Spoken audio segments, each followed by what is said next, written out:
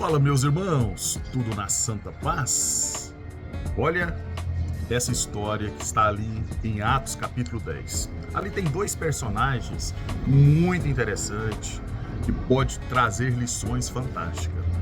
Estamos falando do primeiro, que é Pedro.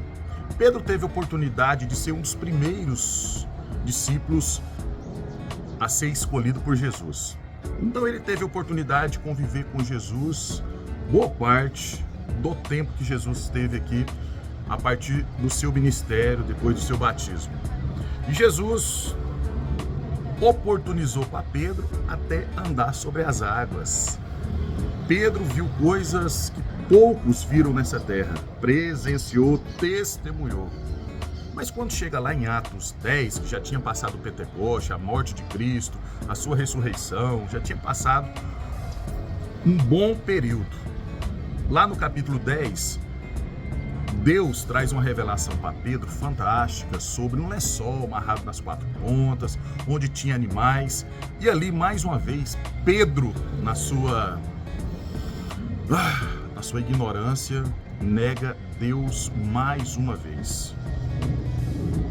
Só que tem um segundo personagem chamado Cornélio, que ele era praticamente alguém que não tinha a religião dentro do seu coração. Ele era um pagão religioso, era um pagão de religião. Então ele era um coração virgem, onde fazia as suas ofertas, onde olhava para as viúvas, para os órfãos, cumpria o seu propósito em Deus sem a religiosidade. Cornélio recebeu também uma visão, só que Cornélio disse sim e foi encontrar Pedro. E Pedro morou na sua casa e na sua casa morou Pedro. Cornélio e Pedro se tornaram amigos de mesa, comunhão.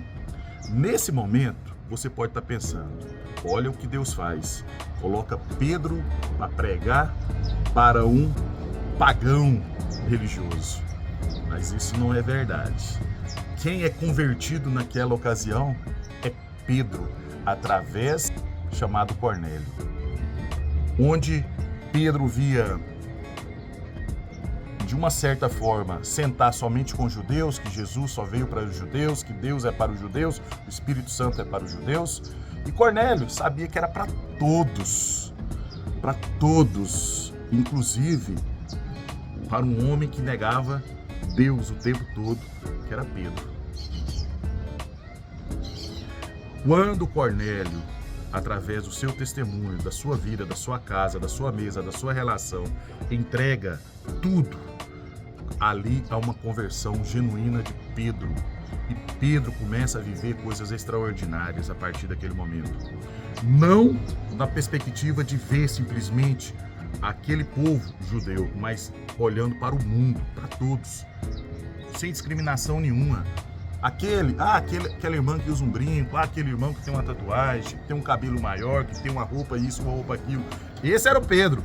Enquanto Cornélio olhava para todos de uma forma de irmão, sabendo que era filho do mesmo pai.